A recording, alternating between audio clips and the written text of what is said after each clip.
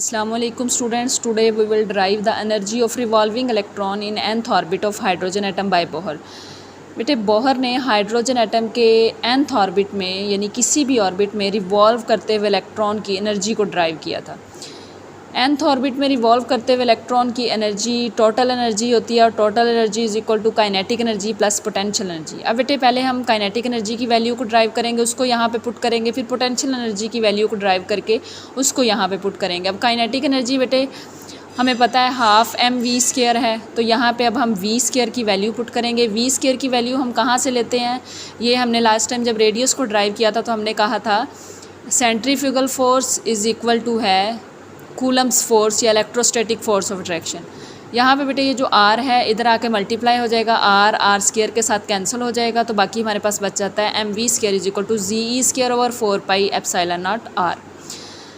अब यहाँ पे जो m है ये इधर आ जाएगा नीचे और ये v² की हमारे पास वैल्यू आ जाएगी। अब v² की वैल्यू को हमने इक्वेशन 1 में यहाँ पे पुट करना है, तो बेटा ये हमने वैल्यू पुट की, m के साथ कैंसिल हो जाएगा, बाकी हमारे पास ये 2 जो है 4 के साथ मल्टीप्लाई हो गया, तो हमारे पास काइनेटिक एनर्जी आ गई ze² ओवर 8πε0r। अब बेटे हमने पोटेंशियल एनर्जी को ड्राइव करना है, तो पोटेंशियल एनर्जी को हम इन्फिनिट से इलेक्ट्रॉन को रेडियस r तक न्यूक्लियस के करीब शेल में लाते हैं, तो यहाँ पे हमें वर्क करना पड़ता है, एनर्जी रिलीज़ होती है।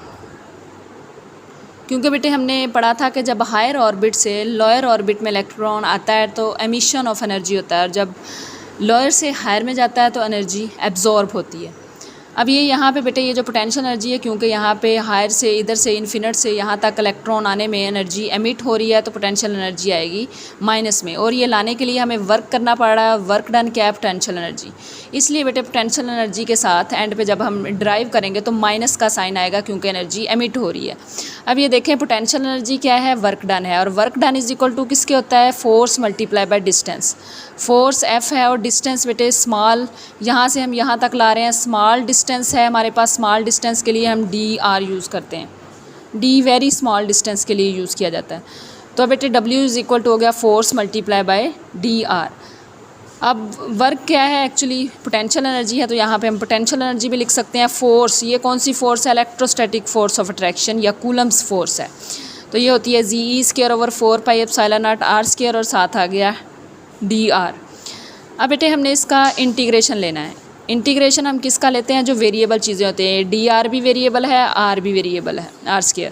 अब बेटे यहाँ पे हमने इंटीग्रेशन लेना है इन्फिनिटी टू r तक, ठीक है। ये इंटीग्रेशन को इस साइन के साथ शो करते हैं, तो ये हो गया हमारे पास, जब हमने इसका इंटीग्रेशन लिया ze² ओवर 4πε0, ये इतना कांस्टेंट है, इसको हम इस साइड पे ले आएंगे, और ये वेरिएबल जो चीज़ें हैं उनका हम इंटीग्रेशन लेंगे, इन्फिनिटी से r तक हमने लेना है।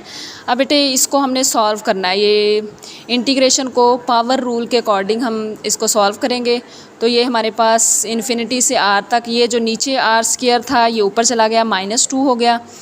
तो अब पावर रूल में जो वैल्यू हम ऊपर लिखते हैं +1 करके, नीचे भी -2 +1 करेंगे। ये पावर रूल है, जो वैल्यू ऊपर लिखते हैं वही हम नीचे लिखेंगे, r -2 +1, नीचे भी -2 +1। तो ये बेटे डेल r जो है ये इंटीग्रेशन के साथ कैंसिल हो जाएगा, और हमारे पास आंसर आ जाएगा -r -1 ओवर -1। तो इसको जब सॉल्व करेंगे तो हमारे पास आंसर आ जाएगा -1 ओवर r। तो ये बेटे आपके सामने potential energy is equal to ze² over 4πε0 -1 over r। अब ये माइनस साइन इधर आ जाएगा और r जो है यहाँ पे आ जाएगा। Potential energy is equal to हो जाएगी -ze² ओवर 4πε0 r। तो इससे बेटे माइनस साइन से हमें पता चल रहा है कि यहाँ पे एनर्जी रिलीज़ हो रही है।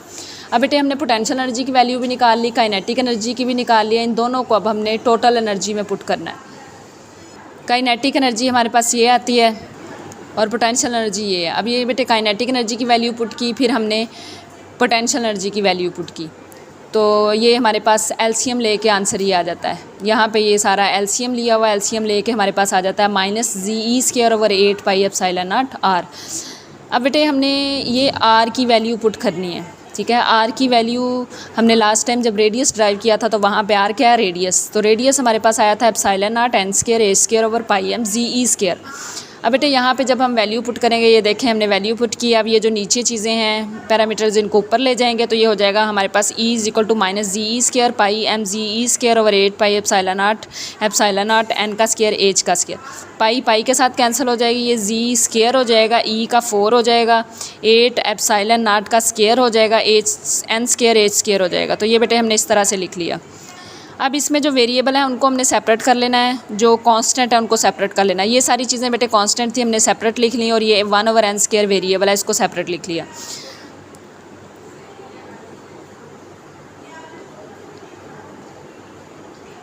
अब बेटे हमने जो कांस्टेंट हैं इनकी वैल्यूज़ पुट करनी है। अब ये हम हाइड्रोजन के लिए कर रहे हैं। हमें पता है बोहर का जो एटॉमिक मॉडल है ये यूनी इलेक्ट्रॉन सिस्टम के लिए है, तो यहाँ पे सिर्फ हम हाइड्रोजन के लिए कर रहे हैं, और हाइड्रोजन के लिए जी इज इक्वल टू 1 होता है। ठीक है, इसको जी को हम इग्नोर कर देते हैं, 1 का स्क्वायर 1 ही आ जाएगा। ठीक है, और ई की वैल्यू 1.6022 मल्टीप्लाई बाय 10⁻⁻⁻19 कूलम है, और मैस इसमें 9.1095 मल्टीप्लाई बाय 10⁻31 kg है, और एप्सिलॉन नॉट जो है ये हमारे पास है 8.84 मल्टीप्लाई बाय 10⁻⁻12 कूलम स्क्वायर पर जूल पर मीटर। ठीक है, और इसी तरह प्लैंक्स कांस्टेंट एच है हमारे पास 6.626 मल्टीप्लाई बाय 10⁻34 जूल सेकंड। ये बेटे हमने सारी वैल्यूज़ कांस्टेंट की पुट की यहाँ पे, तो हमारे पास आंसर आया -2.178, और साथ में हमारे पास ये क्या था 1 ओवर एन स्क्वायर था, ये हमने 1 ओवर एन स्क्वायर, और इन सारे यूनिट्स को सॉल्व किया तो हमारे पास आया जूल। अब बेटे हम चाह रहे हैं जूल को किलो जूल पर मोल में चेंज करना चाह रहे हैं, तो हम क्या करेंगे, इसको इस वैल्यू को एवोगैड्रो नंबर के साथ, एवोगैड्रो वैल्यू के साथ मल्टीप्लाई करेंगे, 1000 के साथ डिवाइड कर देंगे, तो हमारे पास आंसर आ जाएगा किलो जूल पर मोल में। अब ये वाला एन स्क्वायर जो है इधर नीचे आ जाएगा। ठीक है, तो ये हमारे पास ई एन के लिए वैल्यू आ गई। अब एन जो है ये 1 भी हो सकता है, 2 भी, पहला शेल, दूसरा शेल, तीसरा, चौथा, कोई भी हो सकता है। ठीक है, तो अब जब बेटे एन इज़ इक्वल टू 1 होगा तो यहाँ पे हम लेंगे 1 स्क्वायर, तो हमारे पास वैल्यू आ जाएगी ये। जब n इज इक्वल टू 2 होगा तो E2 आएगा हमारे पास। n 1 है तो E1, E2 है तो एनर्जी दूसरे ऑर्बिट की E2, और ये हमारे पास ये आंसर आ जाता है। जब E3 है तो यहाँ पे 3 का स्क्वायर, यहाँ पे 9, और आंसर हमारे पास ये आ जाता है। इसी तरह E4 है तो 4 का स्क्वायर 16, और यहाँ पे आंसर। अब आप देख रहे हो बेटे जैसे जैसे हम लोअर ऑर्बिट से हायर ऑर्बिट की तरफ मूव कर रहे हैं, एनर्जी बढ़ती जा रही है, माइनस में वैल्यू छोटी होती जा रही है, इसका मतलब वैल्यू बढ़ती जा रही है। तो लोअर ऑर्बिट से हायर ऑर्बिट की तरफ मूव करते हुए एनर्जी इंक्रीज़ होती है, लेकिन एनर्जी का डिफरेंस डिक्रीज़ होता है। एनर्जी लोअर से हायर की तरफ बढ़ती है, जबकि एनर्जी का डिफरेंस लोअर से हायर की तरफ डिक्रीज़ होता है। अब ये बेटे हमारे पास difference in energy decrease from lower to higher orbit E2 minus E1 है हमारे पास। ठीक है, ये इसका जो डिफरेंस होगा ग्रेटर होगा देन E3 माइनस E2 की निस्बत, और इनका ग्रेटर होगा देन E4 माइनस E3। अब ये बेटे हमने प्रूव भी किया है, यहाँ पे निकाला है E2 की वैल्यू पुट की, फिर E1 की तो इनका आंसर निकाला, तो ये ग्रेटर आया देन E3 माइनस E2 से। तो बेटे डिफरेंस जो है वो जैसे ही हम लोअर टू हायर की तरफ मूव करते हैं डिक्रीज़ होता है, और एनर्जी लोअर से हायर ऑर्बिट की तरफ इंक्रीज़ होती है। अब बेटे अगर हम E इन्फिनिटी माइनस E1 करें तो E इन्फिनिटी का आंसर क्या आता है 0।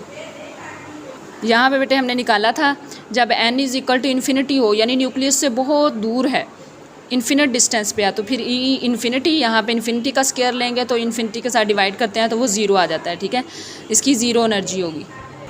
तो यहाँ पे बेटे फिर हमारे पास 0 माइनस 1313.315, तो हमारे पास ये पॉजिटिव में वैल्यू आ जाती है, माइनस माइनस प्लस हो जाता है। यहाँ पे E इन्फिनिटी माइनस E1 की जो वैल्यू पॉजिटिव में आती है, और ये जो बेटे वैल्यू आती है ये हाइड्रोजन की आयोनाइजेशन एनर्जी होती है। तो ये था बेटे हमारे पास, हमने बहुत इजी तरीके से किसी भी रिवॉल्विंग इलेक्ट्रॉन की किसी भी ऑर्बिट के अंदर एनर्जी को ड्राइव किया। ओके बेटे, कोई क्वेश्चन ना समझ आए तो आप कमेंट में मेरे से पूछ सकते हैं। ओके, अल्लाह हाफिज़।